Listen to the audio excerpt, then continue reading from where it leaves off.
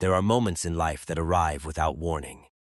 Not the ones you prepare for, not the ones you see coming from a mile away, not the ones that announce themselves with fanfare or ceremony. The ones that matter most, the ones that genuinely rearrange the furniture of a person's entire existence. Those moments are almost always quiet, a door opening at the wrong time, a song playing in an empty room, a woman dancing when she thought no one was watching, and a man standing in a doorway, holding his breath, completely undone by something he never expected to feel again. That is where this story begins. And by the time it ends, nothing, not his life, not her life, not the lives of thousands of people who would never even meet either of them, would ever be quite the same again. Before we go any further, let us know in the comments where you're watching from. We'd love to hear from you, and don't forget to hit that subscribe button so you never miss any of our upcoming videos. Now, let's go back to where it all started. His name, for the purposes of this story, is Harold Eugene Whitfield III, and that name alone should tell you something. Men with names like that, the kind with Roman numerals attached, the kind that arrive in a room before the man does, are not men who typically find themselves changed by something as ordinary as a Tuesday morning. But Harold was not as simple as his name suggested.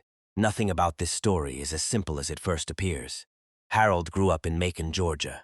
Not the wealthy part, not the part of Georgia that gets featured in travel magazines or Southern Living.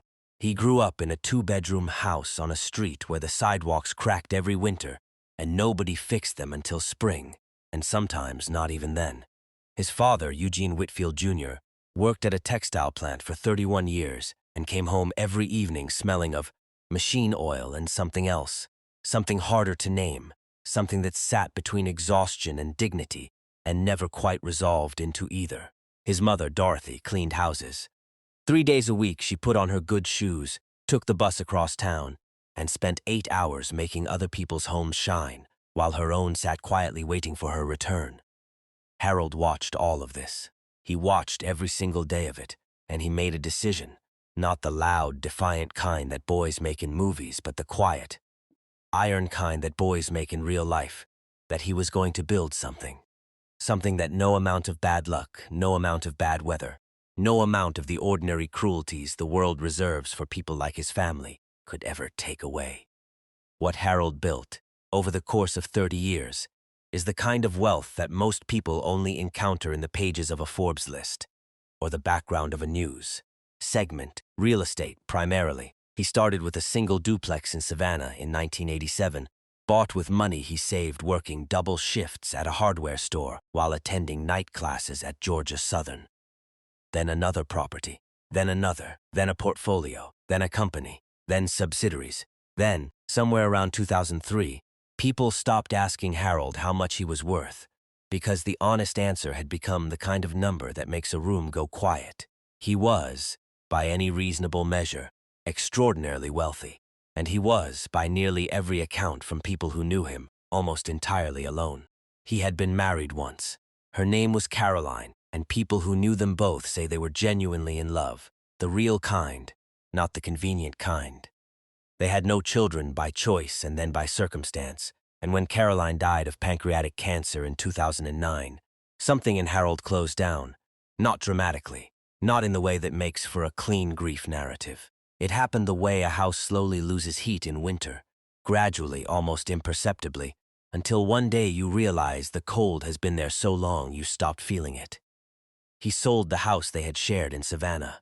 He moved into a gated estate outside of Atlanta, 10,000 square feet of marble and wood and carefully selected silence. He hired a property management firm, a financial team, a legal team, a personal chef who came 3 times a week, and a housekeeping service that sent someone every weekday morning. He structured his life so that human contact was optional, and for 4 years, that arrangement suited him perfectly. The housekeeping service had sent him 7 different workers in 3 years, not because Harold was cruel. By all accounts, he was scrupulously professional and never unkind, but because his habits were irregular. He traveled without notice. He came home without warning. He moved through his own house at odd hours, like a man who had forgotten that other people operated on schedules. Workers found it unsettling. that particular brand of wealthy reclusiveness, and they tended to request reassignment after a few weeks. Nobody stayed until Maria. Her full name, and she has given permission for her first name to be used in telling this story, is Maria Elena Castillo Reyes. She is from Guadalajara, Mexico, the third of 5 children born to a seamstress named Lucia and a man named Roberto who drove a delivery truck until his knees gave out, and then found other work, and then found other work after that. Because men like Roberto do not stop finding work. They simply find different kinds. Maria grew up watching her mother work with the same quiet attention that Harold once watched his. She understood from a very early age that labor was not a punishment. It was a form of dignity. It was the thing you did not because you had no other choice, but because the doing of it meant something. Meant you were here, meant you were contributing, meant you were present in a world that would otherwise forget you entirely. She came to the United States in 2008 on a valid work authorization, sponsored by a distant cousin already established in Atlanta. She was 39 years old. She had 2 daughters, Valentina and Sofia, who stayed initially with Maria's mother in Guadalajara, while Maria built something in America that could support all of them. She worked first at a hotel laundry, then as a school cafeteria aide. Then she discovered domestic work, private homes, private clients, and something about it called to her in a way the institutional jobs never had. There was craft to it. She would tell her daughters on their weekly video calls. There was the satisfaction of bringing order to chaos, of making a space beautiful for the people who lived inside it, of doing a thing quietly and completely, and then stepping back and letting the result speak for itself. She was, by every measure, exceptional at her job. By 2013, both her daughters had joined her in Atlanta, enrolled in public school, learning English with the speed that only children possess. Maria was working for a staffing agency called Precision Home Services, one of the more reputable domestic staffing firms in the greater Atlanta area. She had been with the agency for 4 years. In those 4 years, she had never received a complaint, not one. She had received, on 3 separate occasions, letters of commendation from clients so pleased with her work that they took the time to put it in writing. She was, in the language of her industry, a 5-star placement, and in October of 2013, Precision Home Services called her with a new assignment, a private estate in a gated community outside of Atlanta. A client listed in their system simply as H. Whitfield, reclusive, particular about privacy. Previous placements had not worked out. Would she be willing to give it a try? Maria said yes. She always said yes. She would tell her daughters later that she knew from her very first morning in that house that it was different from other places she had worked, not because of the size of it, though the size of it was considerable, not because of the art on the walls, though some of it looked like the kind of thing you saw in museums.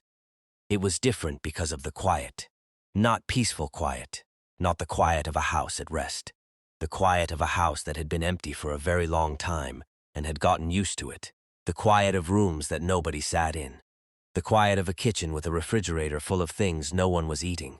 She cleaned it, all of it, and she cleaned it perfectly, and she left by 2 o'clock each afternoon, and in the first 8 months, she and Harold spoke fewer than 200 words to each other directly. He was always either gone when she arrived or gone by the time she had been there an hour. On the rare occasions they crossed paths, he nodded. She nodded, he moved on. She moved on. It was professional, it was correct, it was, she would say later, extraordinarily lonely. And she was not even the one who lived there. And then came the morning of March the 11th, 2014. Harold had a meeting scheduled across town. He left early. He never made it. His attorney called him on the highway with news that pulled him back toward home. And Harold, who never called ahead, who never announced himself, who had spent 4 years moving through his own life like a ghost, who had forgotten the house was sometimes occupied by other people, turned his car around and drove home.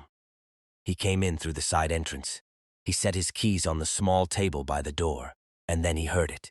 Music, not the kind of music you hear through a wall, close music, kitchen music. Music with a specific song in it that he could almost but not quite make out from the hallway. And then beneath the music, something else. The sound of movement, feet on a marble floor. Not the purposeful sound of someone working. The other sound, The unguarded sound. The sound of someone who believed, with complete certainty, that they were entirely alone. He stood in the hallway for 3 seconds. 4, 5. Later, he would not be able to explain what he was doing in those seconds, only that he did not move. And then, slowly, he walked toward the kitchen doorway and stopped. Maria was dancing. Not self-consciously. Not the way people dance when they think someone might be watching, and they want to be seen dancing. She was dancing the way people dance in private. Fully, completely, with her whole body and her whole face and something behind her eyes that had nothing to do with the kitchen around her, and everything to do with wherever the music took her. She had her phone propped against a mixing bowl on the counter, and the song coming from it was in Spanish, and she did not know he was there. And for a moment, a long, strange moment, Harold Whitfield, a man worth more money than most people could conceptualize, a man who had organized his entire life around the project of not being touched by anything, stood in the doorway of his own kitchen and could not move. He would describe it once, only once, and privately, in a conversation that was later recounted to a journalist, as feeling like watching someone pray. Not the formal kind, the other kind, the kind that happens when a person thinks they're alone and something real comes through. Maria saw him, and the music kept playing. Here is what did not happen in that moment. Because this is where most people, hearing this story for the first time, make the wrong assumption. Harold did not laugh. He did not make a comment. He did not do what most employers, caught in that specific awkwardness, do. He did not diffuse it with a joke or pretend he hadn't seen or clear his throat and walk away. He stood there, and Maria stood there, and the song played on for another few seconds before she reached over, with a hand that was perfectly steady, and turned it off. She said, "I'm sorry, Mr. Whitfield. I didn't know you were coming back," he said. "What song was that?" She told him. He took out his own phone. He pulled up the song. He set the phone on the counter on his side of the kitchen, and he stood there and listened to 40 seconds of it without saying another word, with his face doing something that Maria would later describe to her daughter Valentina as looking like a man who had just remembered something he thought he'd lost. Then he put his phone in his pocket and walked to his office and closed the door and did not come out for 2 hours. That is where this story truly begins. Not with the wealth, not with the mansion, not with the staffing agency or the legal team or the gated community or any of the apparatus that Harold had constructed around his life. It begins with 40 seconds of a song in a kitchen. It begins with a woman dancing when she thought she was alone.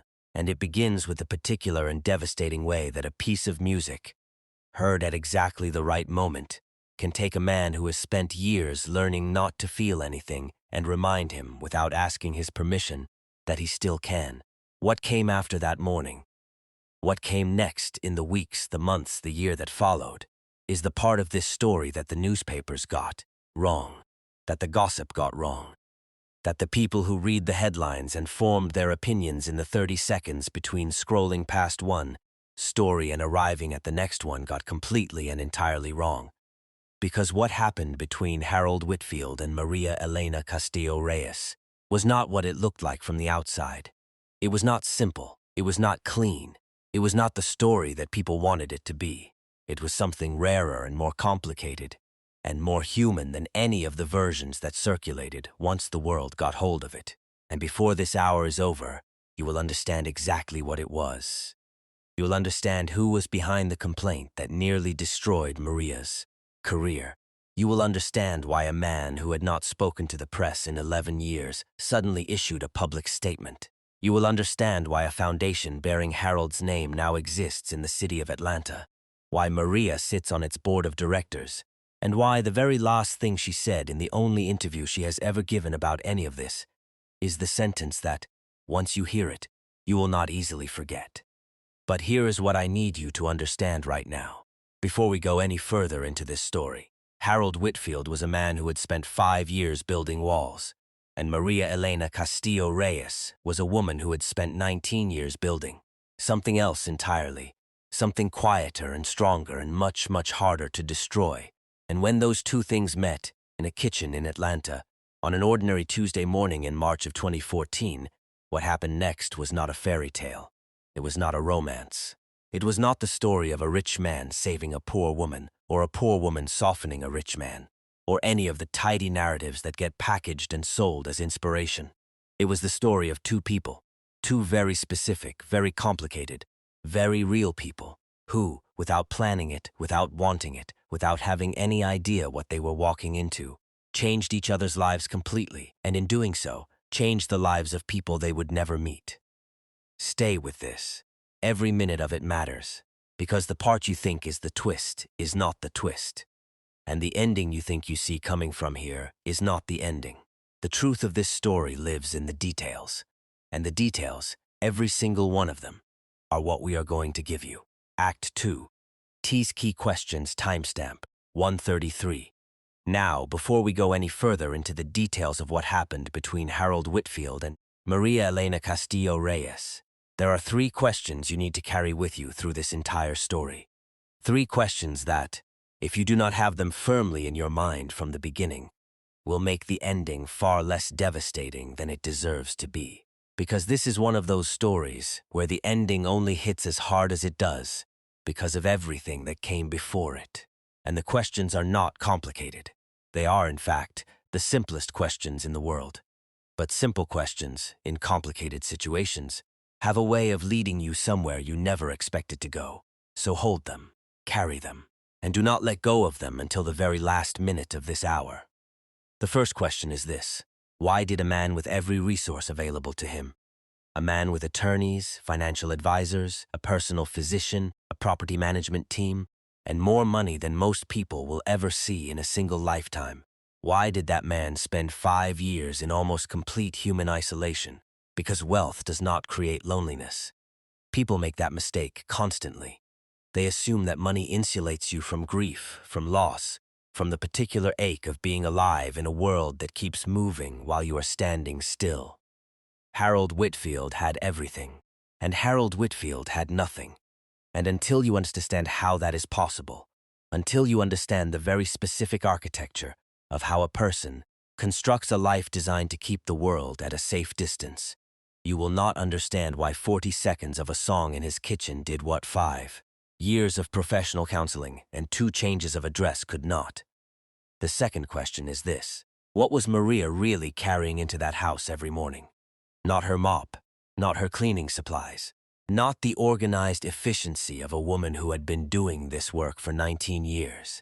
We are talking about something else, something she brought into every home she ever worked in, something that was visible to anyone paying close enough attention, and something that a man who had forgotten how to pay attention to anything that was not a balance sheet or a legal brief had completely and entirely missed for 8 full months, until the morning he didn't. What Maria carried into that house is the heart of this story, and by the time we reach the end of this hour, you will understand exactly what it was and why it mattered as much as it did.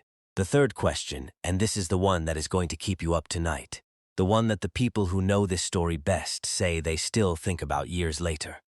The third question is this: someone filed a complaint against Maria, a formal, documented, professionally damaging complaint submitted to her staffing agency, alleging that she had stolen from the Whitfield estate. Harold did not file it, Maria did not provoke it, so who did, and why? And what did that person stand to lose if Harold Whitfield, a man who had spent 5 years carefully avoiding being changed by anything or anyone, was allowed to keep walking into his own kitchen and hearing a woman dance? Keep that question. Because the answer is not who you think it is. It is never who you think it is. Act 3. Backstory and character setup timestamp. Let us go back to the beginning, not to March of 2014. Further back than that. Let us go back to Macon, Georgia, in the late 1950s, because nothing about Harold Whitfield makes any sense unless you understand where Harold Whitfield began. And the place he began was about as far from that 10,000 square foot estate in a gated Atlanta suburb as it is possible to be while still existing in the same state. The house Harold grew up in had 2 bedrooms for 4 people. The floors were hardwood and they creaked in the cold, and every winter the cold came in through the gaps in the window frames. No matter how much his mother stuffed the edges with old newspaper, there was a kitchen table with 3 matching chairs and one that didn't match. and that was the unmatching chair that Eugene Whitfield Jr. always sat in, because Eugene Whitfield Jr. was that kind of man. The kind who took the mismatched chair and never said a word about it, who put the best of everything in front of his family and kept what was left for himself, and who went to that textile plant every morning of his working life and came home every evening and never, not once, complained about a single day of it. Harold watched his father the way children watch parents when they know, without being able to articulate it, that they are watching something important. He watched the way his father moved through the world. Quietly, with dignity, without pretension, without bitterness. Eugene Whitfield never earned much. He never owned much. He never accumulated much of anything, except the respect of the people who knew him and the love of a family that felt, despite everything the world withheld from them, genuinely rich in the ways that mattered. Harold understood this. He was proud of it, and he also understood something else, something that sat alongside that pride without canceling it, which was that dignity, when it exists without resources, is precarious, that a man can do everything right and still have the unmatching chair, that the world does not always reward what it should, and that if you want to give the people you love something more stable than dignity alone, you have to build it yourself, you have to go get it. And Harold Whitfield decided, at an age when most boys are still figuring out what they want to be, that he was going to go get it. His mother Dorothy was, by every account from people who knew the family, an extraordinary woman. She was the kind of person who filled a room without trying to. She laughed at things that other people did not find funny yet, which meant she was always slightly ahead of everyone else, and she had a gift for making people feel seen that was so natural and so genuine that most people did not realize it was a skill until they were well into the conversation and already feeling better than they had when they walked in.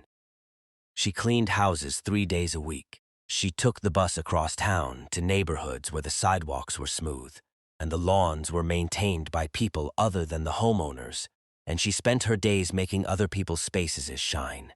And she came home every evening and made her own space shine too, because Dorothy Whitfield did not believe in saving your best effort for people who were paying you. She believed in bringing your best everywhere you went. Harold watched her do this.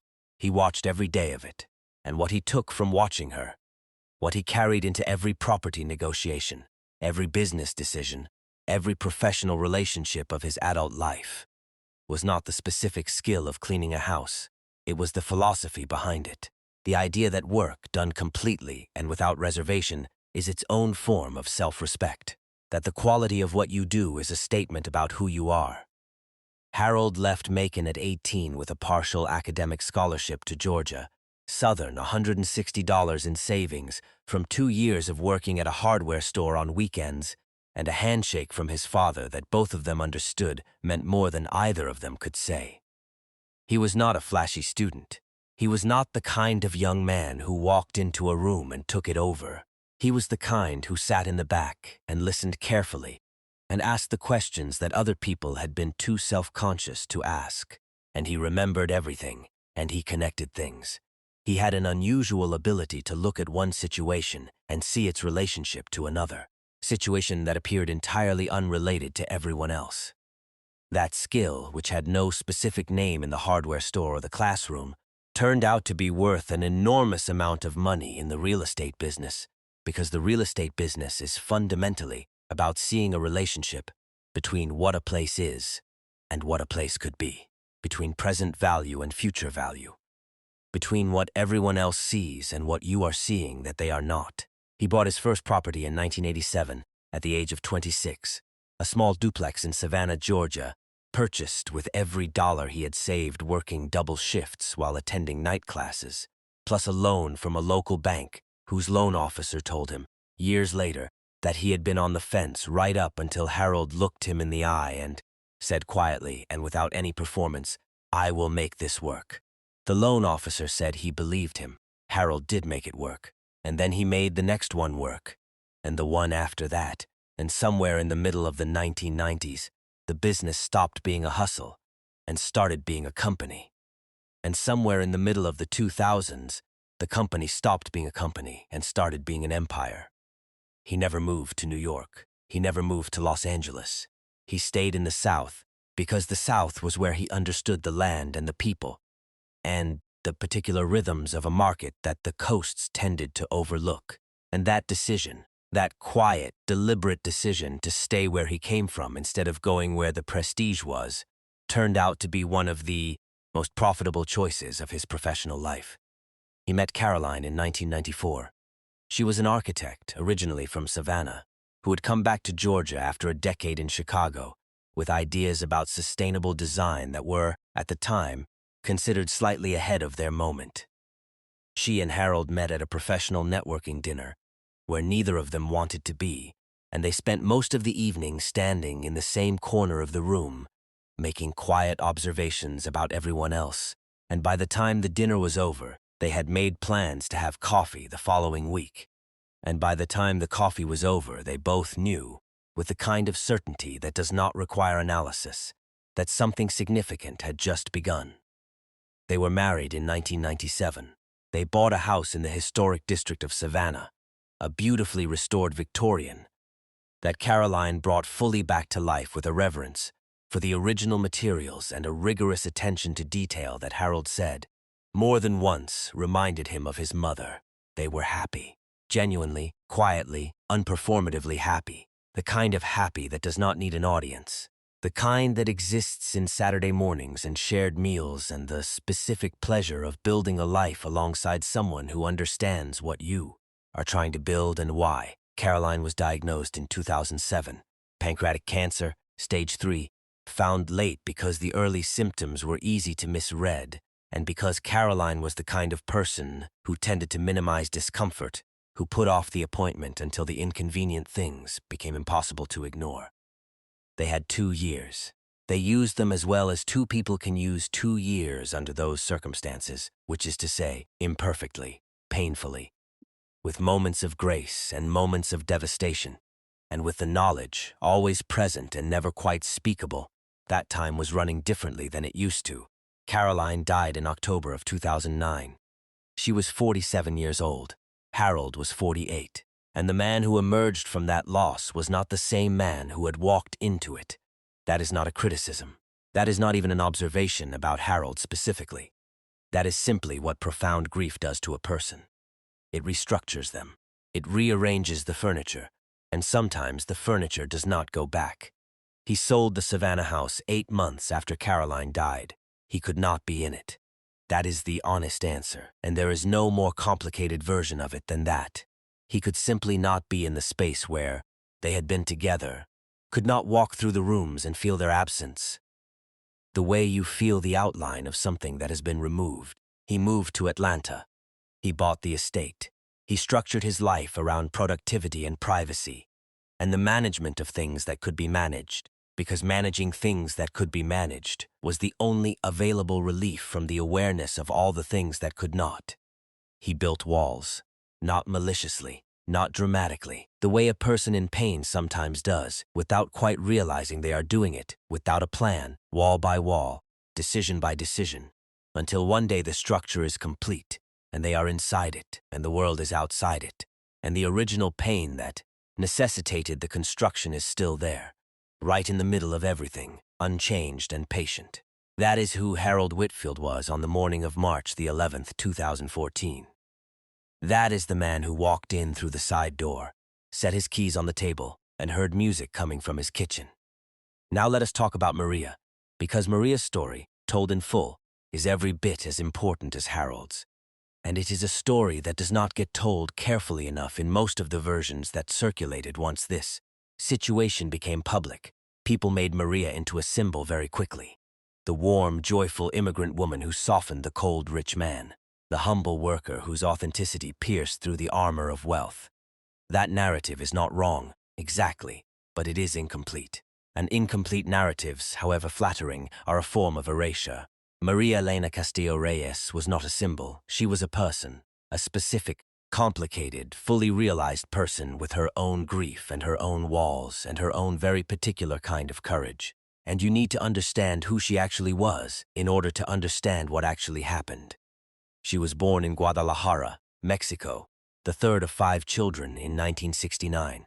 Her mother, Lucia, was a seamstress who took in piecework, embroidery, alterations, custom orders from neighbors and relatives, and her father, Roberto, drove a delivery truck until a knee injury in his early 50s forced him into lighter work. And then he found lighter work, and when that ended, he found something else, because Roberto Castillo was constitutionally incapable of being idle. Maria grew up watching both of her parents work with a focus and a thoroughness that she absorbed so deeply she could not have separated it from her own personality if she had tried. Work in the Castillo household was not a burden, it was a practice. It was the thing you did with your hands and your attention and your full presence, and you did it because doing it well was a way of honoring the life you had been given and the people who depended on you. Maria learned this before she could have articulated it. She learned it the way children learn the most important things, by watching, absorbing, and carrying. She was married at 24 to a man named Pedro, and the marriage was not a bad one in its early years. It was two young people, trying to build something in a city that made building difficult, and they had moments of genuine happiness, particularly after their daughter Valentina was born in 1995 and then Sofia in 1998. But Pedro struggled in ways that he could not talk about and would not seek help for, and the drinking that began as occasional became frequent, and the man Maria had married at 24 was not the man she was living with at 34. And at 35 she made the decision, painful, necessary, and made with a clarity that she describes as feeling less like courage and more like simple math, to leave. She took the girls and moved in with her mother. She took on more cleaning work. She saved every dollar that could be saved, and she began, quietly and methodically, to build a plan. The plan was America. Not because America was a promised land, or because she had illusions about what it would be. Maria was not a person given to illusions. She had a cousin in Atlanta, a woman named Teresa who had been in the United States for 6 years and has a small cleaning business and a reputation for knowing exactly what she was doing. And Teresa had told her, on a phone call in 2007, that there was work here, real work, the kind that paid enough to actually support a family rather than simply survive alongside one. Maria applied for a work authorization. She gathered her documentation with the same thoroughness she brought to everything else. And in the spring of 2008, she arrived in Atlanta with 2 suitcases and the specific determination of a woman who has already done the hardest thing she would ever have to do, which was leave her daughters behind temporarily while she built something they'd come to. Valentina was 13. Sofia was 10. Maria called them every single day. She sent money home every month without fail, and she worked. Her first 2 years in Atlanta were the hardest of her life, and she has said so plainly, without self-pity and without dramatization. The hotel laundry job paid barely above minimum wage, and the hours were brutal, and the work was physical in a way that asked everything of your body by the end of a shift. The cafeteria job was better on the body but harder in other ways. The noise, the institutional scale of it, the sense of being a small and replaceable part of a very large machine. It was when she moved into private domestic work, individual homes, individual clients, that something changed. She has described it as the difference between cleaning for a function and cleaning for a person.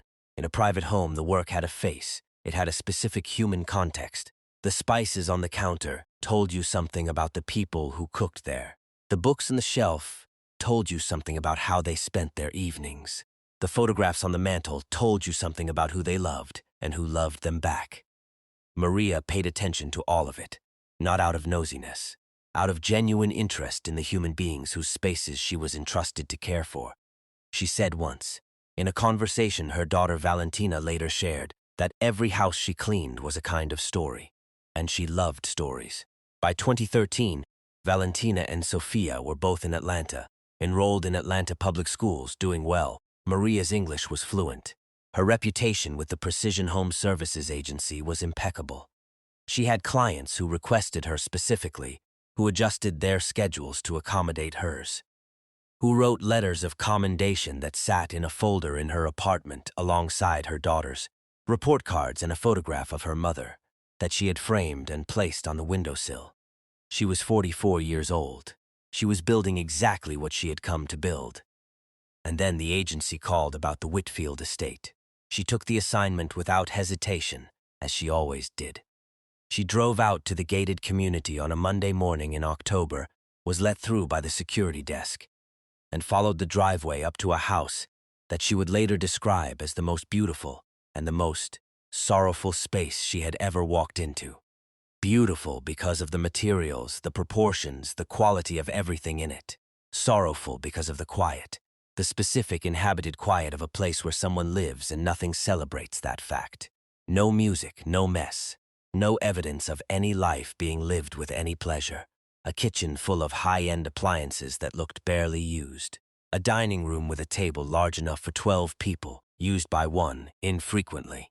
A living room with art on the walls and no impression on any of the furniture. She cleaned it all. She cleaned it perfectly. She came back the next morning and cleaned it again. And she kept coming back, morning after morning. And she cleaned the beautiful, sorrowful house of Harold Whitfield, and she noticed everything, and she said nothing. But she did one thing. Every morning, once she had confirmed that the house was empty and the gate log showed no expected return, she took out her phone and she propped it up wherever she happened to be working, and she played music. Not loud music, the kind that fills a room just enough to make it feel less like a room. And sometimes when a particular song came on, a specific song, a song her mother used to hum while she worked, a traditional folk melody from the Jalisco region of Mexico that had no single author and no official, recording and existed the way certain songs do, in the mouths of ordinary people for generations. Sometimes when that song came on, Maria danced, just for a moment, just for herself, just for the particular relief of letting the body do what it needed to do, which is move, which is express, which is be alive in a way that cannot be accomplished by standing still. She had done this in every home she had ever worked in, 19 years of it. Nobody had ever seen her, until Harold. Act 4, the incident and the weeks that followed. Timestamp, 10:20. Now we come back to March, the 11th, and this time we are going to go through it slowly, because the details matter. Every single one of them matters. And the version of this story that most people know leaves most of the important details out. Harold's quarterly financial review had been scheduled for 9:30 that morning at the offices of Meridian Capital Advisors on Peachtree Road.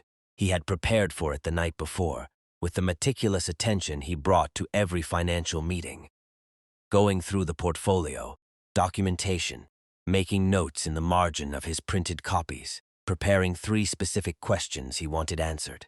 He drove into Atlanta on the expressway with the radio off, which was his habit. He did not listen to music in the car.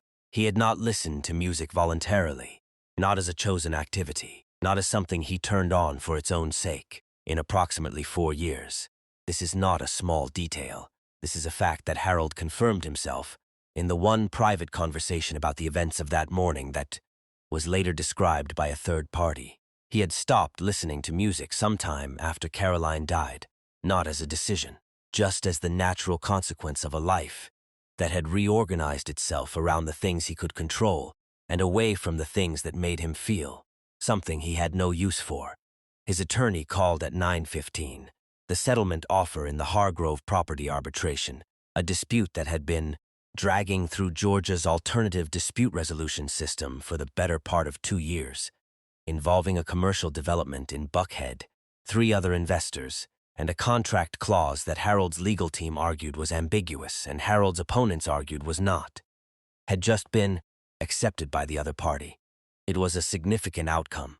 Harold's position had been largely vindicated.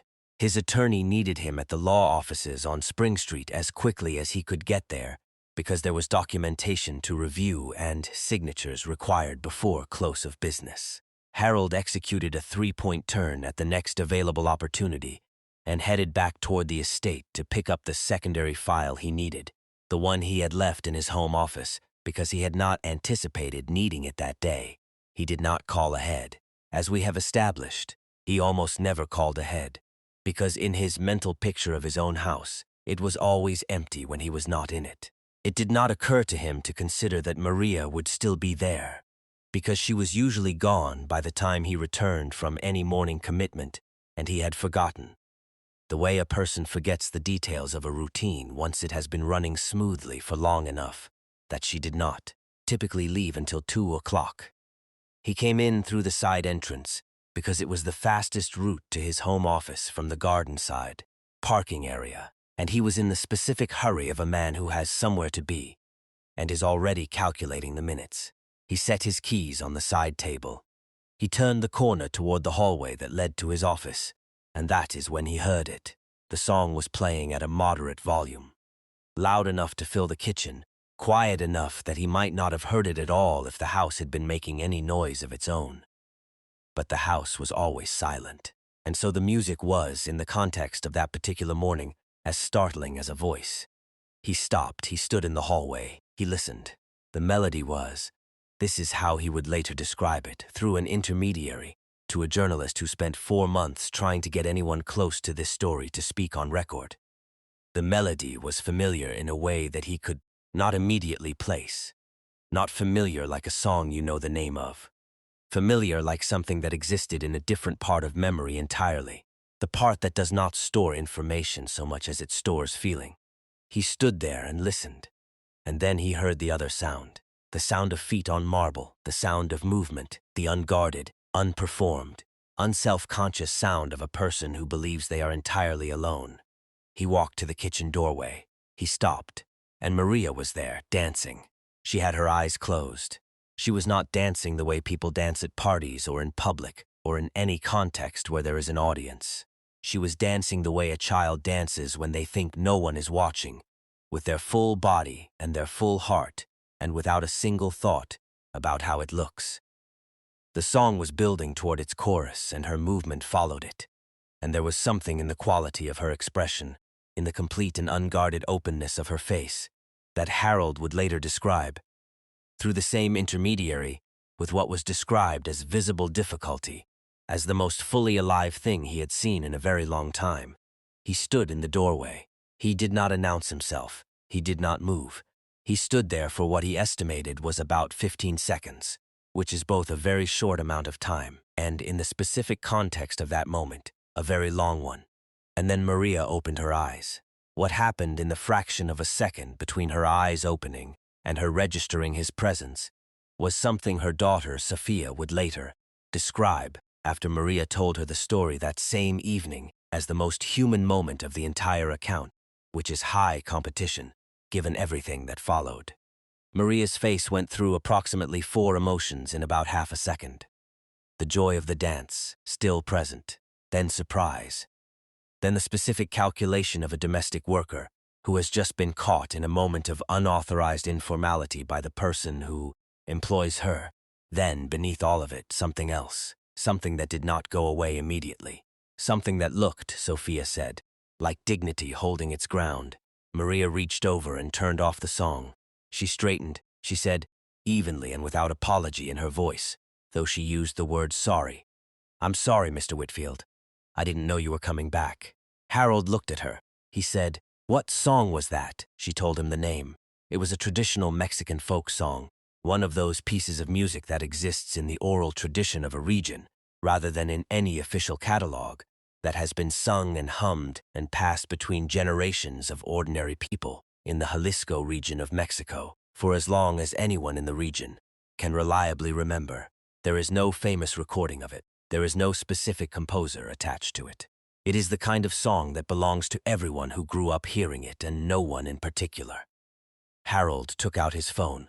He found the song, or a version of it, a simple acoustic recording someone had posted to a music streaming platform with no artist attribution, and he set the phone on the counter on his side of the kitchen, and he stood there, and he listened to it, not for a few seconds. For 40 seconds, Maria counted, because in the specific suspension of that moment, counting was the only thing her mind could find to do. 40 seconds of Harold Whitfield standing in his own kitchen, perfectly still, listening to a folk song he had never consciously heard before, and yet clearly recognized in some way that he was not going to explain, and that she was not going to ask about. And then he put his phone in his pocket and he said nothing, and he walked to his office and closed the door. Maria finished her work. She left at 2 o'clock. she called Valentina on the drive home and told her everything that had happened, in exactly the order it happened. And when she got to the part about the 40 seconds of Harold standing in the kitchen listening to the song, Valentina said nothing for a moment and then said quietly, "Mama, what song was Abuela singing?" And Maria said, "That one." And Valentina said nothing else, because they both understood, without needing to say it, that the song Maria had been dancing to in Harold Whitfield's kitchen on the morning of March the 11th, 2014, was the song her own mother Lucia had hummed every day of her working life while she sat at her sewing machine in Guadalajara, with the morning light coming through the window. The song that Maria had learned to associate, at some level beneath conscious thought, with the presence of someone who worked hard and loved deeply and kept going. She had been carrying her mother's song into every house she cleaned her for 19 years. She had not planned to leave it in Harold Whitfield's kitchen, but that is where it landed. 2 days after the kitchen incident, Maria arrived at the estate to find something she had never found there before. On the kitchen counter, next to the coffee maker, was a small Bluetooth radio, brand new, still in its box but positioned deliberately, not left carelessly, not forgotten by accident, but placed in the specific spot on the counter closest to where she typically worked when she was cleaning the kitchen. There was no note. There was no explanation. Maria looked at it for a long moment. She plugged it in, she set it to a station, and she cleaned the kitchen with the radio on. And it was the first time in 8 months of working in that house that the room had held music that was not coming from her phone. She did not know what to make of the radio. She did not ask about it when she submitted her weekly update to the staffing agency. She simply used it and said nothing, and understood that something had shifted without being able to name what. The following week, she arrived to find the coffee already made. This was unusual because Harold, when he was home in the mornings, drank his coffee in his office and did not typically have anything to do with the kitchen in the hours Maria was working. The coffee was in the pot, still warm, and next to the coffee maker were 2 mugs. His regular mug, which she recognized from having washed it every day for 8 months, and a second mug she had never seen before. It was a simple ceramic mug, a warm terracotta color, clearly chosen with some care. The implicit invitation was so low-key as to be almost invisible. And if Maria had been a different kind of person, a more guarded kind, a kind less willing to meet an unusual moment with openness, she might have left the second mug unused and gone on with her day. But she filled it. She stood at the counter and drank her coffee, and about 10 minutes later Harold came into the kitchen, saw the mug in her hand, and said nothing except, after a pause, "How do you take it?" she said. "As it is, Mr. Whitfield, black is fine." He nodded. He poured his own cup. He stood on the other side of the kitchen counter, and they both drank their coffee in something that was not quite silence and not quite conversation, and then he went back to his office and she went back to her work, and neither of them could have explained, if asked, exactly what had just happened. But something had. Something was happening week by week in the quiet spaces of that house, and someone, in another part of Harold Whitfield's carefully structured life, had noticed. About 3 weeks after the coffee, an envelope appeared on the counter, addressed to Maria by her first name only. Inside it were 2 tickets to a concert at the Fox Theater in Atlanta, a touring performance of classical Mexican folk music, a celebrated ensemble from Guadalajara that was doing a limited American run. The concert was on a Saturday evening 2 weeks away. Harold was not going to explain the tickets. There was no note. There was no card. There were simply 2 tickets in an envelope, which meant one for Maria and one for whoever she chose to bring with her. She stared at the envelope for a long time. She put it in her bag. She went home and showed it to Valentina. Valentina said, "Are you going to go?" Maria said, "I don't know yet." She went. She took Valentina. They sat in the middle tier of the Fox Theater on a Saturday evening and listened to musicians from her home city play music that she had grown up hearing on street corners and in kitchens and in the small rooms of houses where ordinary people lived their ordinary lives. And she cried, not quietly or self-consciously. She cried the full way, the way you cry when something reaches the part of you that has been waiting for permission. And Valentina held her hand, and when the ensemble played the folk song, the specific one, the one that Lucia had hummed at her sewing machine, and Maria had danced to in a millionaire's kitchen. Maria pressed her hand to her mouth and closed her eyes, and something's inside her shifted in a way she would not be able to articulate for months. She went home and sat at her kitchen table for a long time after Valentina had gone to bed, and she thought about the man who had left those tickets on the counter. And she thought about the 40 seconds, and she thought about how strange and how particular and how entirely unscripted human connection can be when it decides to arrive. Harold, for his part, was experiencing something he did not have a word for. He had spent 5 years learning not to feel things. He had been, by most professional measures, quite successful at it. And now, in the specific and ironic way that life sometimes deploys against the fences we construct, the thing that was undoing all of that careful work was not a person, exactly. It was a song he had heard for 40 seconds in his kitchen.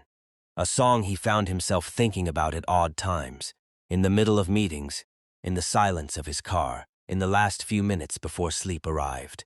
He had looked it up once, after that first morning, and found what he was looking for. Not in any music database, not in any official record, but in something his own memory produced when he let it. Because the song, which had no composer and no title and no famous recording, was not entirely unfamiliar to Harold Whitfield. He had heard it before, once, 30 years earlier, at a funeral in a small church outside of Macon, Georgia, where a woman had sung it as part of a memorial for a Mexican-American family in the congregation whose matriarch had died.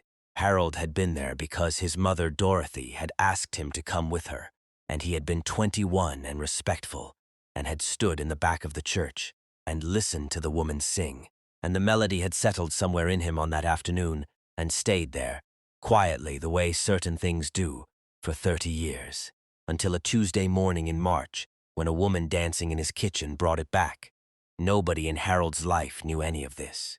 His attorney, Douglas Fairbanks, a man who had managed Harold's legal affairs and, to a significant degree, his personal logistics for over a decade, knew that something was changing in the house.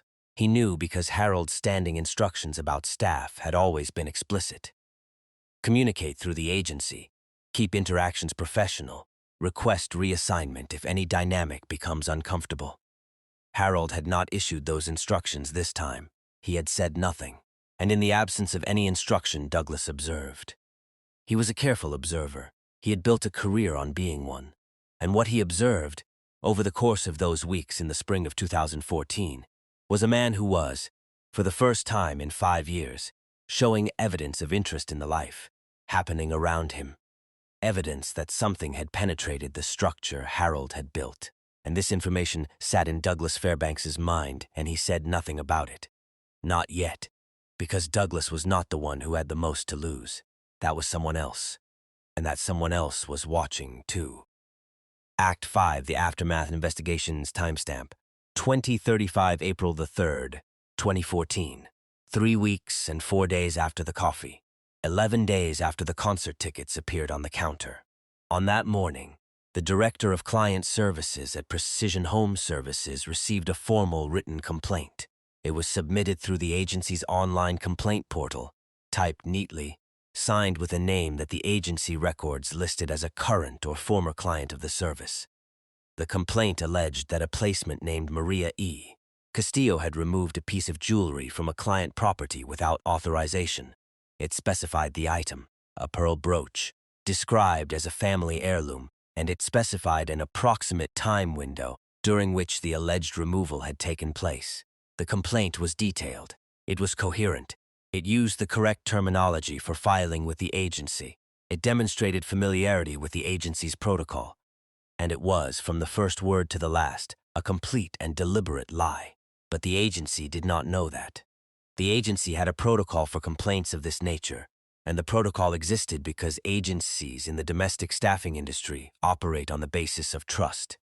Trust between clients and workers, trust that is the fundamental product of the service they provide, and any allegation of theft, however unverified, required immediate investigation and immediate suspension of the placement in question pending resolution. This is standard industry practice. It is also in the hands of someone who understands how the system works, a remarkably effective tool for causing damage, because the investigation takes time, the suspension is immediate, and the worker, the person at the center of the allegation, loses income on day one before a single question has been asked and before a single piece of evidence has been evaluated. Maria received the suspension notice by phone that same morning while she was on her way to the Whitfield estate. She pulled over. She sat in her car on the side of the road for approximately 3 minutes, and then she called Valentina and told her. Her voice, Valentina said later, was perfectly steady. That steadiness was not calm. It was the steadiness of a woman who has faced hard things before and knows that the first thing you do when a hard thing arrives is stay upright, because you can process it later, but staying upright has to come first. The agency informed Harold Whitfield's household of the complaint and the suspension that same day, as required by their protocol. Harold was in a meeting when the call came in. He received the message during a break and called the agency immediately. He told them, clearly and without ambiguity, that he had filed no such complaint. The agency's client services director confirmed that the complaint had not come from the primary account holder, Harold's account, but from a secondary contact listed on the account. Harold asked who the secondary contact was. The director paused. Secondary contacts on client accounts were typically family members or designated representatives who had been authorized by the primary holder at the time of sign-up. Harold had established his account in 2012. He had listed at the time one secondary contact, his sister, Deborah Ann Whitfield Morrison. Harold said nothing for a moment. Then he said, "I'll call you back." He hung up, and he sat in the conference room of a law firm in downtown Atlanta, alone, and he looked at the wall. And whatever he felt in that moment, and there are no witnesses to what he felt in that moment, he kept it entirely to himself. Let us talk about Deborah. Because Deborah Whitfield Morrison is a character in this story that almost every version underserves, and underserving her is a mistake. Because understanding Deborah is essential to understanding the full moral weight of what happened. Deborah was 3 years younger than Harold, and she had grown up in the same 2-bedroom house in Macon, with the same unmatching chair at the kitchen table and the same creaking floors in winter. She had watched the same father and the same mother, and absorbed, from that household, a somewhat different set of conclusions than her brother had. Where Harold watched his parents and decided he was going to build something, Deborah watched her parents and decided, not consciously, not as a stated philosophy, but as the operating system beneath her choices. That security came from proximity to someone else's something, rather than from building your own. She had married reasonably well, twice, and both marriages had ended, and by her early 50s, she was living in a comfortable house in the Virginia Highlands neighborhood of Atlanta that Harold had purchased for her outright as a gift in 2007, and she had received, every year without fail since 2009, a personal financial transfer from Harold that she described to friends as family support, and that amounted, over the years, to a substantial annual income that required nothing of her in return except the maintenance of the relationship. The relationship with Harold was, by most accounts, cordial and performed. They had dinner together approximately 6 times a year. They texted on birthdays and holidays. They had not had a conversation of any real depth since before Caroline died, because the depth of Harold's grief was something Deborah did not know how to be present for. And Harold, in the absence of the person who had always known how to bridge that gap between them, had stopped trying to build the bridge himself. But Deborah paid attention. She paid a great deal of attention to Harold's life, because Harold's life was, in a practical sense, the foundation of her own.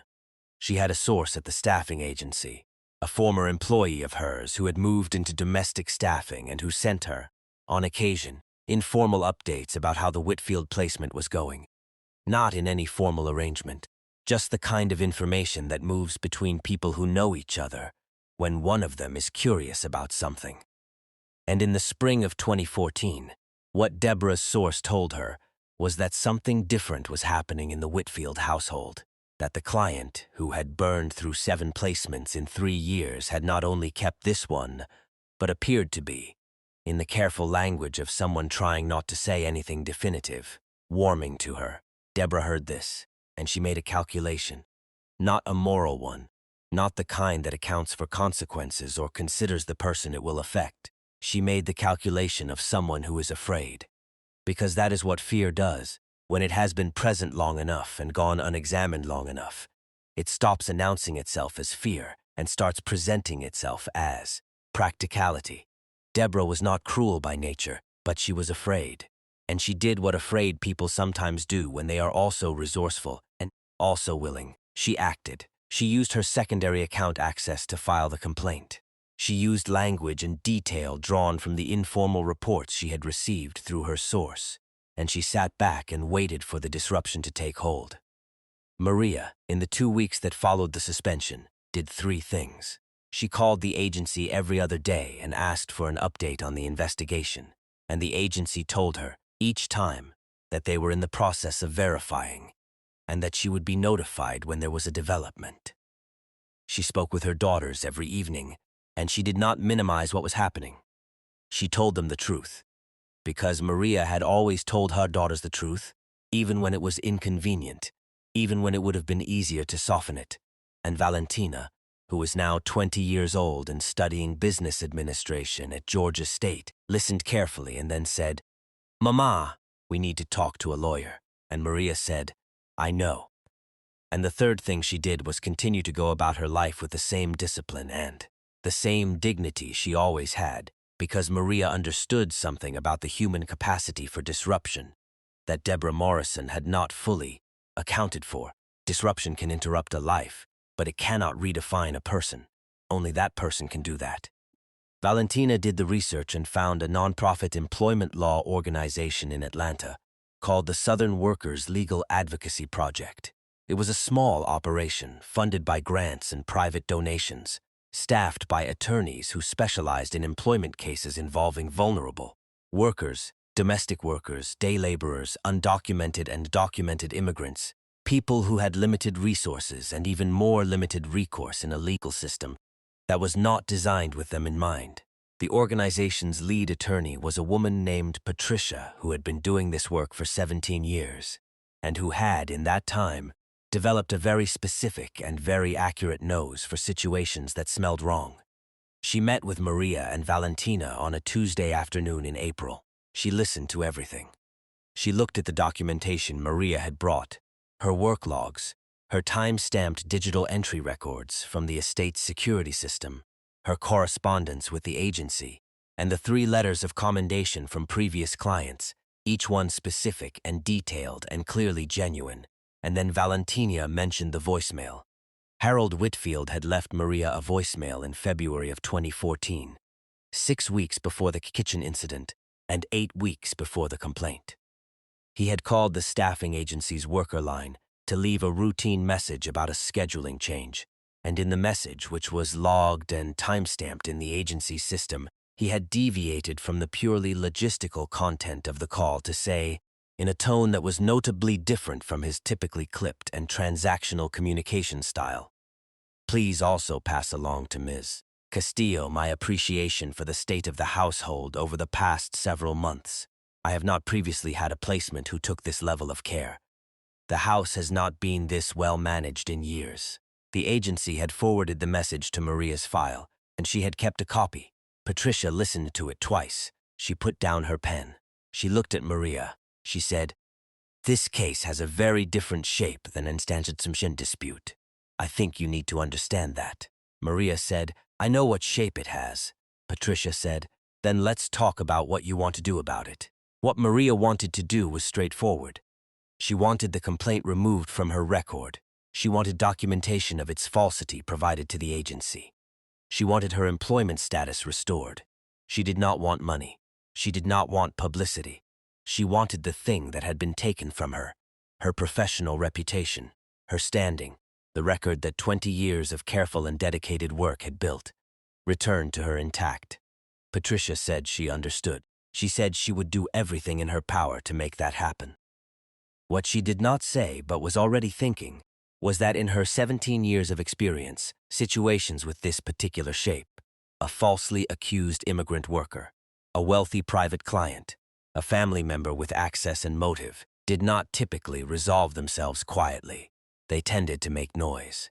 The only question was who was going to make it first. Meanwhile, in the gated estate outside of Atlanta, Harold Whitfield was conducting his own version of an investigation. He had not publicly indicated what he knew or what he suspected. He had not contacted Deborah. He had not communicated through Douglas. He had, in fact, done something that neither Douglas nor anyone else in his professional orbit had seen him do in recent memory. He had gone quiet in a way that was different from his usual quiet. His usual quiet was the quiet of a man managing his life efficiently and privately. This was the quiet of a man thinking, and Harold Whitfield, when he was thinking, tended to arrive at conclusions that surprised people, because his mind, the same mind that connected unrelated things in the real estate market and saw value where others saw nothing, was very good at looking at a complicated situation and identifying exactly where the weight was. He had identified where the weight was here, and he was deciding what to do about it. He called his attorney Douglas on a Thursday morning in late April. He told him that he needed the secondary account access on the Precision Home Services client account revoked immediately. He told him that he would be handling the agency relationship personally going forward. He told him that he wanted the complaint formally investigated by an independent party, not the agency itself, not anyone connected to his household, but an independent employment investigator. He did not explain why. He did not mention Deborah. He simply gave the instructions and waited for them to be carried out. Douglas asked, carefully, whether there was anything Harold wanted him to know about the situation. Harold said, "Not yet." Douglas heard the yet and recognized it for what it was. He said nothing further. The independent investigation took 11 days. It was thorough, because Harold had specified thorough. The investigator examined the estate's security records, which showed the time-stamped log of every person who had entered and exited the property for the previous 6 months. She examined the agency's account records, which showed the metadata on the complaint submission, the device used, the IP address, the login credentials. She examined the records of the secondary account access and traced exactly when it had been used and from where. The conclusion was unambiguous. The complaint had been filed by someone using Deborah Ann Whitfield Morrison's account credentials from a device registered to Deborah Morrison, from an IP address registered to her home address in Virginia Highlands. The independent investigator gave Harold her written report on a Friday. He read it, he put it in a folder, and on Sunday evening, he sat down and wrote a letter by hand on his personal stationery. Not a letter to his attorney, not a letter to the agency. A letter addressed to Maria Elena Castillo Reyes, delivered the following morning through a courier service to her apartment in Decatur. The letter was brief. It said, "The complaint filed against you was done so by a party acting without my knowledge or authorization. I am aware of this, and I am addressing it. I would like you to come back to work at your own convenience if that is your wish, and under whatever conditions make you comfortable. I am sorry that this happened." And then, below the signature, in the same handwriting but slightly smaller, as if he had added it as an afterthought and then decided to leave it, "The radio is still on the counter." Maria read the letter standing at her kitchen counter. She read it twice. She handed it to Valentina without a word. Valentina read it. She looked at her mother. She said, "What are you going to do?" Maria folded the letter carefully along its original creases. She put it back in the envelope. She put the envelope on the kitchen table. She said, "I'm going to call Patricia first." Valentina said, "And then," Maria said, "and then I'm going to go back to work." But before any of that could happen quietly, it stopped being quiet. Because someone, and to this day, neither Maria nor Harold has ever identified who, photographed the outside of the envelope, not its contents. Just the envelope, hand-addressed, clearly personal, delivered by courier to an apartment building in Decatur, whose residents' lives did not typically intersect with the kind of people who sent hand-couriered personal correspondence. Someone photographed it and posted it to Twitter with a caption that said, simply, "The secret millionaire wrote his maid a handwritten apology letter after she was falsely accused of theft." The story behind this is unbelievable. The tweet did not include any identifying information. It did not name Harold or Maria. but it included enough context that people who had been paying attention to Atlanta's social media orbit over the previous 2 weeks, and there were, by then, more of them than either Harold or Maria had any idea, put the pieces together within hours. By Tuesday morning, the story was trending locally. By Wednesday, it had been picked up by 3 regional news outlets. By Thursday, a producer from a national morning show had called Patricia's office. The quiet was over. Act 6, the twist, and the revelation timestamp, 35:45. The national attention arrived fast, and it arrived loudly, and it arrived with all the bluntness that media attention tends to bring when it descends on a story that has not been prepared for it. The framing that the early reports went with was, predictably, the simplest available version. Wealthy recluse's housekeeper falsely accused, handwritten apology letter, emotional backstory. The headlines were not wrong, exactly. They were just shallow in the way that most headlines are. They captured the surface of the water without accounting for the depth. Harold said nothing publicly. Maria said nothing publicly. Patricia issued a brief statement on Maria's behalf, confirming that the complaint had been found to be false and that Maria's employment status had been restored, and declining to comment on anything further. And Deborah Morrison, sitting in her comfortable house in Virginia Highlands, read the reports on her laptop and understood that the timeline she had been racing against had just run out. She called Harold on a Thursday morning. He answered, which surprised her, because she had half expected him not to. She said his name. He said, "I know why you're calling," she said. "Harold, I need you to hear me out," he said. "I'm listening." And for the next 22 minutes, Deborah Whitfield Morrison said everything she had to say. She explained her fear. She explained the information she had received. She explained the calculation she had made and why she had made it. She did not apologize, not at first. She explained, which is a different thing, and the difference is important. She explained for 22 minutes, and Harold listened to all of it. He did not interrupt. He did not raise his voice.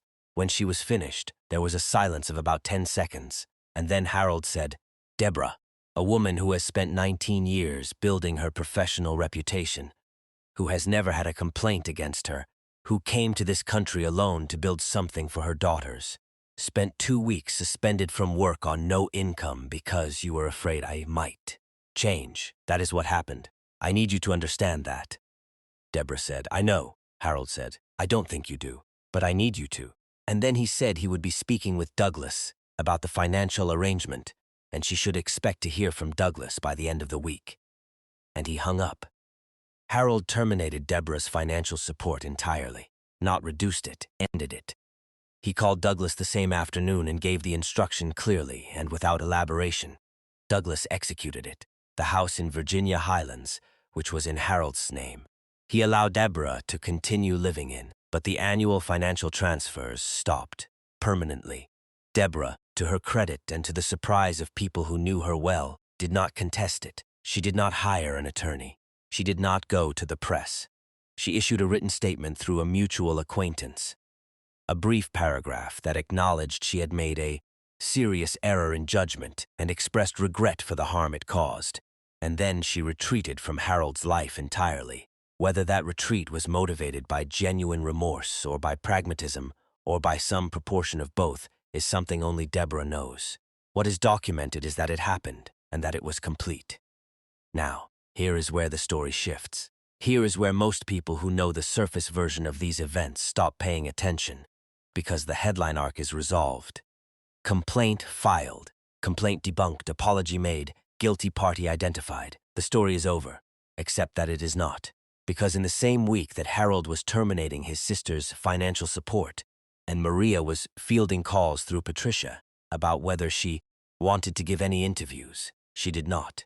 Harold was doing something else entirely, something that nobody knew about, because he had been doing it quietly in the background, for much longer than any of the recent events might suggest.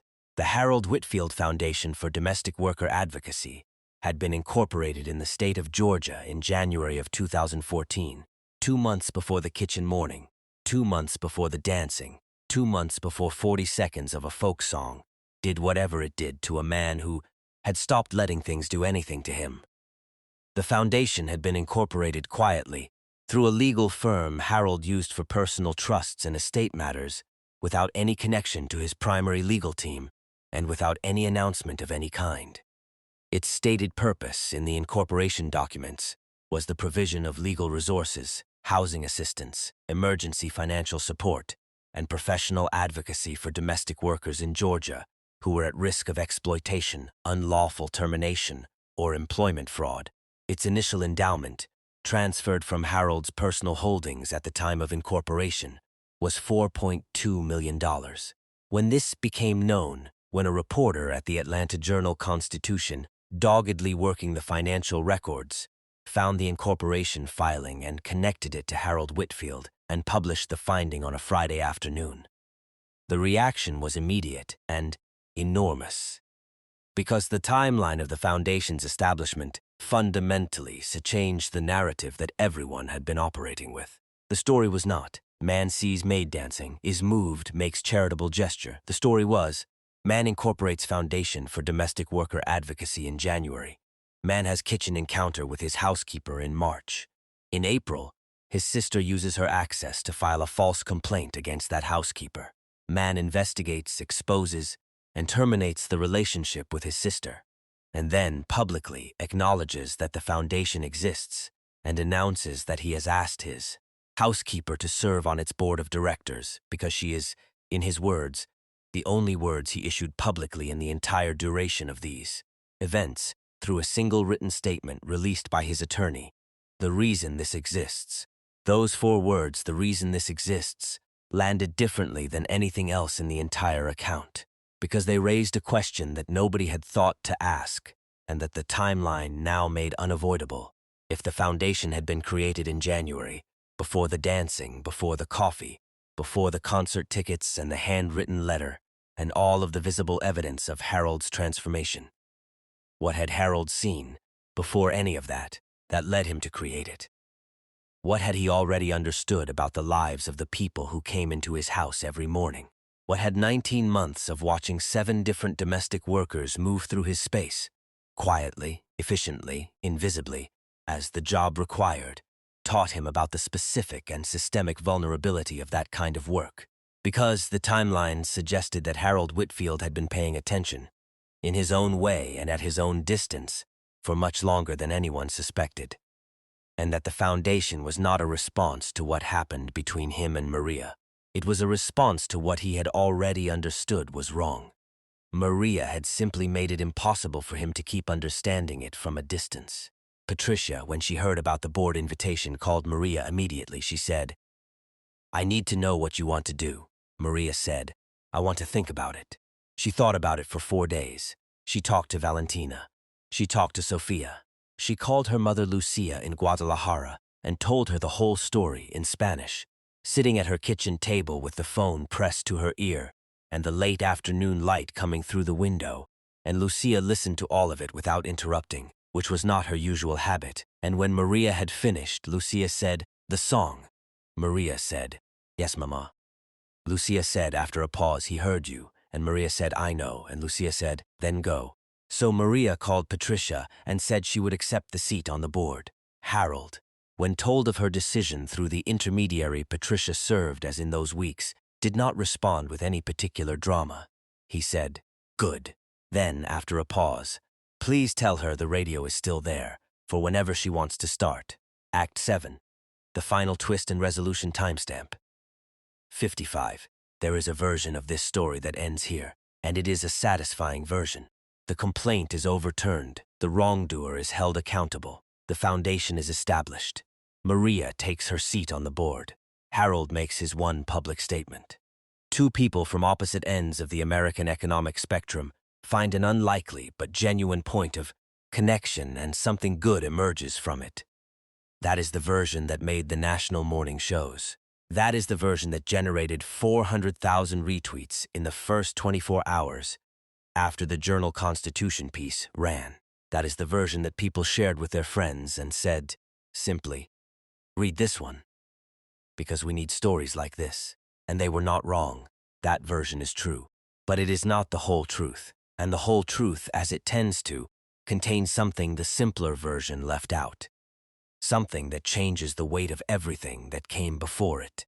The only interview Maria ever gave about this story was to a print journalist named Rebecca, who spent 3 months in correspondence with Maria before Maria agreed to speak, and who published the resulting piece in a long-form magazine format in November of 2015. 18 months after the events described here. Maria had conditions. She did not want photographs that showed her face. She did not want her daughters identified by name. She did not want the interview to become about Harold, because the story was not Harold's to tell, and she was not going to tell it for him.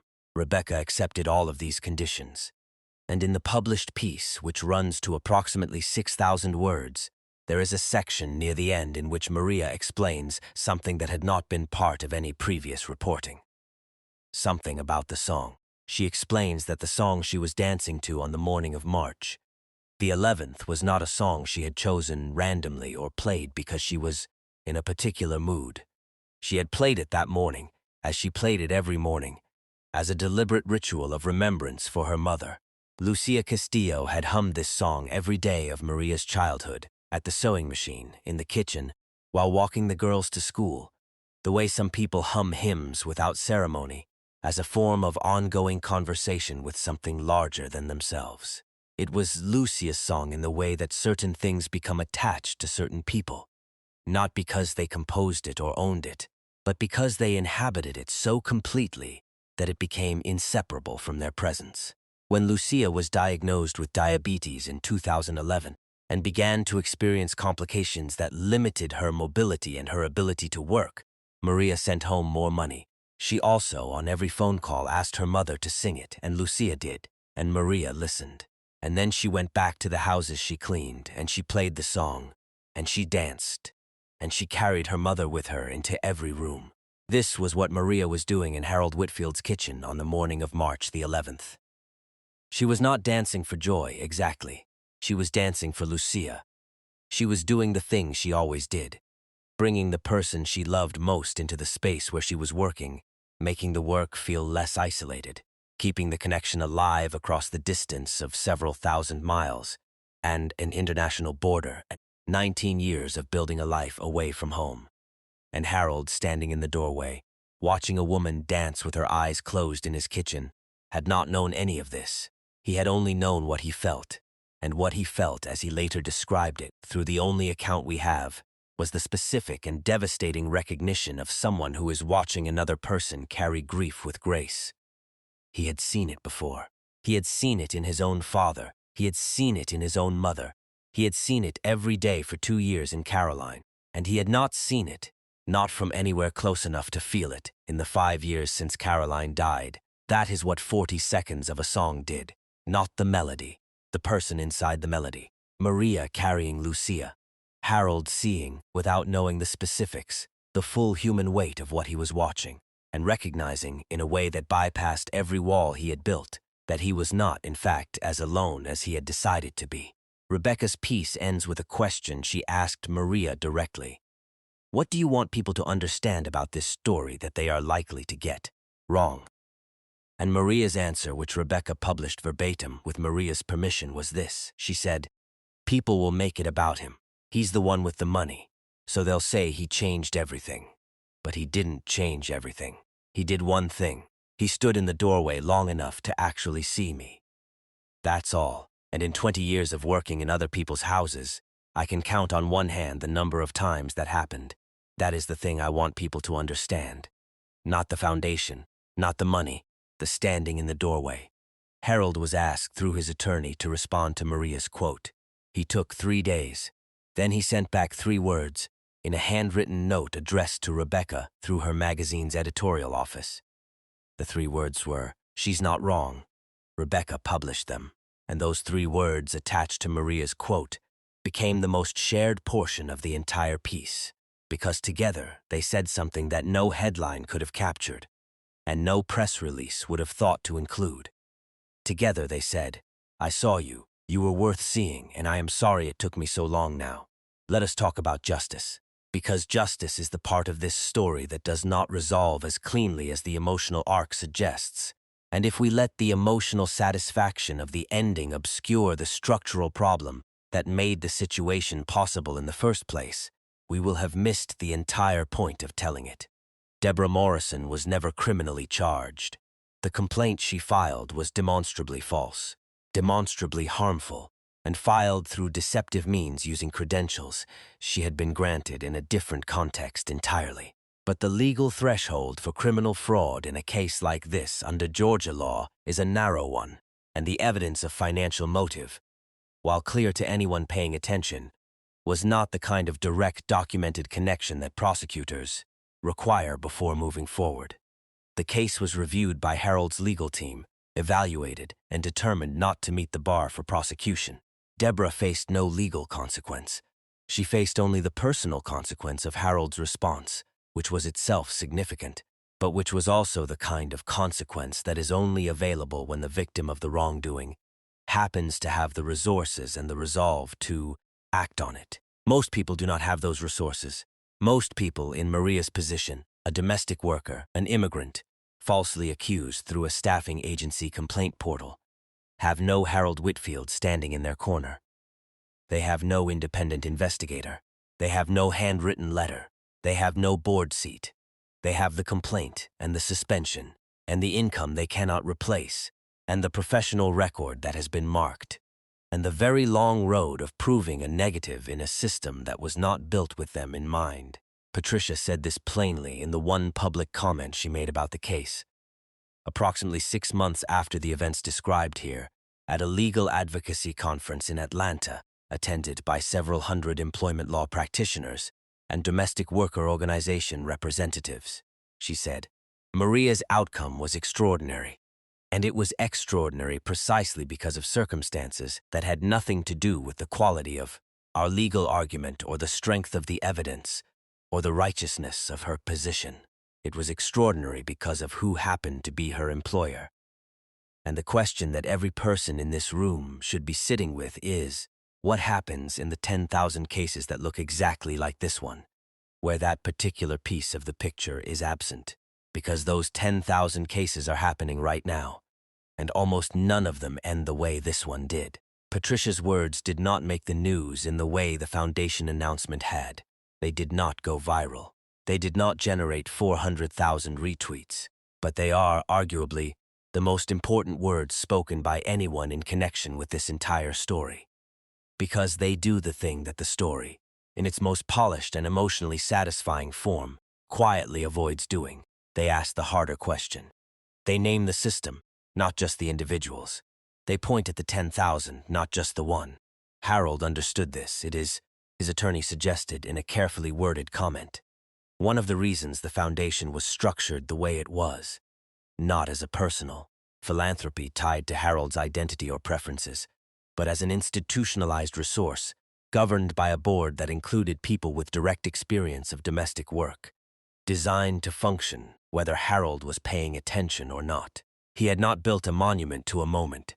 He had built a mechanism, and the mechanism, in the years since its establishment, has provided legal representation to over 900 domestic workers in Georgia who could not otherwise have afforded it, has helped recover unpaid wages totaling more than $2 million, and has been cited in legislative testimony 3 times as a model for privately funded worker advocacy infrastructure.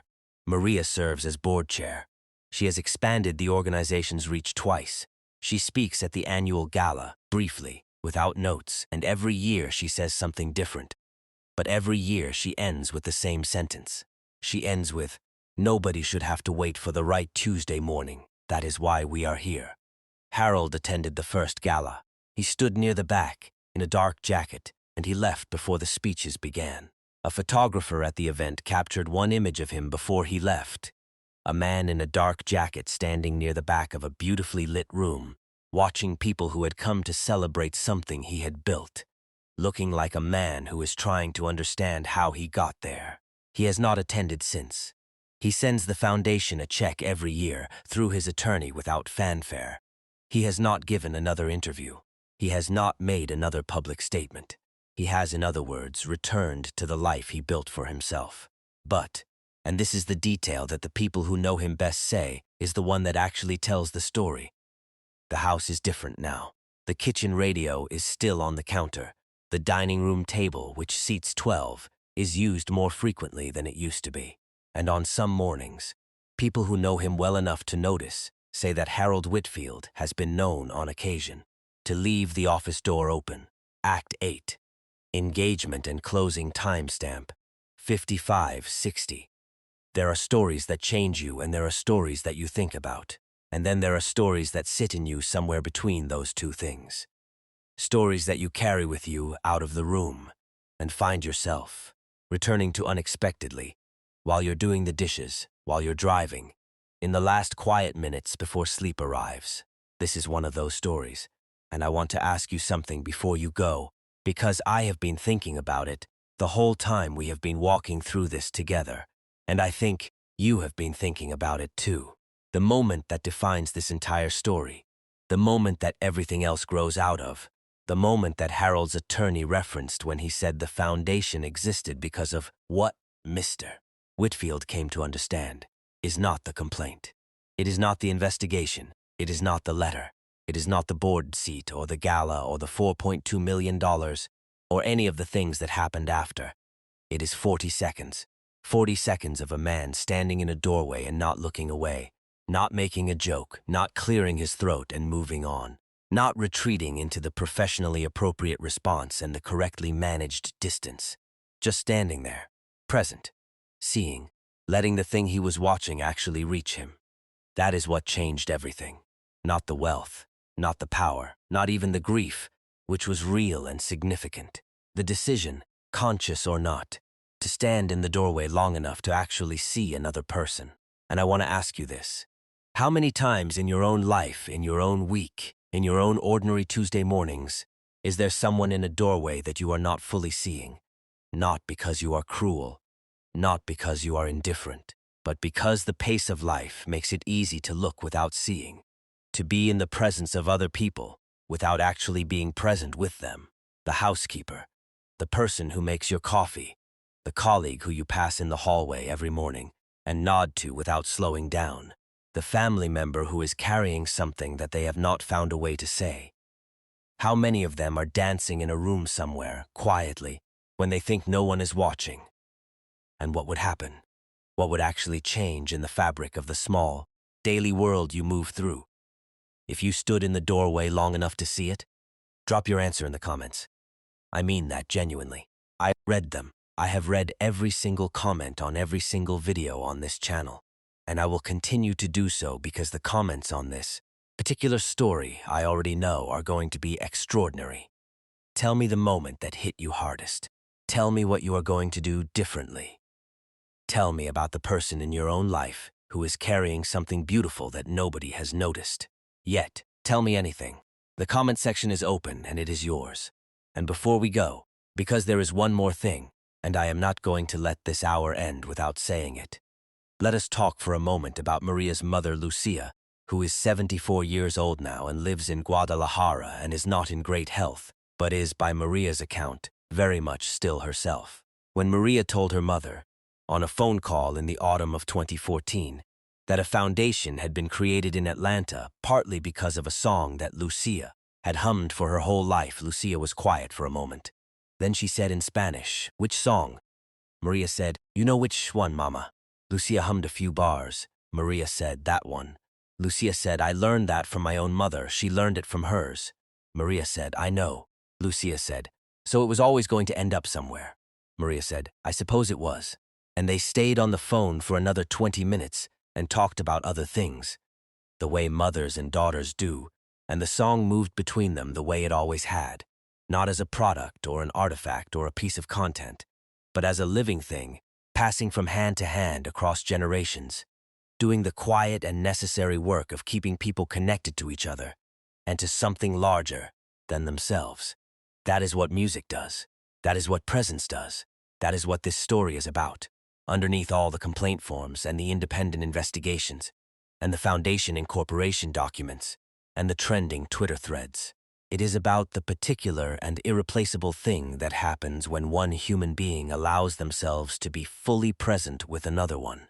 It sounds simple, It is, in fact, the hardest thing there is. If this story reached you today, if it found you in the middle of whatever Tuesday morning you are living, then share it with someone you think needs to hear it. Not because of the millionaire, and not because of the maid, and not because of any of the parts that generated the headlines. Share it because of Lucia humming a song at her sewing machine.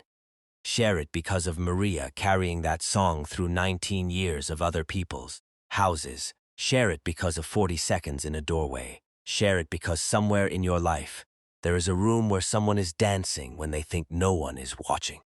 And maybe, after today, you will be the person who stands in the doorway long enough to see.